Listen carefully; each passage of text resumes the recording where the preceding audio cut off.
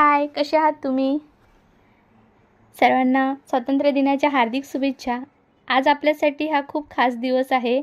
खूप अविस्मरणीय दिवस होता. खरं तर आपण लहान होतो तेव्हा 15 ऑगस्टबद्दल खूप उत्साह असायचा. उदाहरणार्थ, आपण बघा ना, 15 ऑगस्ट येतोय म्हणून, 26 जानेवारी येतोय म्हणून गाण्याची तयारी करायची, सराव करायचो. एक दिवसाआधी मम्मीला सांगायचं, मम्मी मला मेहंदी लावायची आहे, लेस घ्यायची आहे, बांगड्या खरेदी करायची आहे. बांगड्या ते पण तिरंगा रंगाच्या असाव्यात. 15 ऑगस्टच्या रात्री खूप उत्साह असायचा. आम्हाला झोपही लागत नव्हती, कारण सकाळी उठून मला लवकर लवकर तयार करायची आहे.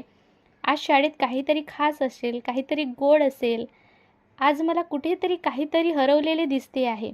माझ्या शेजारी एक छोटीशी चिमुकली आहे, ती दुसऱ्या वर्गात आहे. ती मला म्हणाली, उद्या मला खूप उशिरापर्यंत झोपायचं आहे. मी म्हटलं का?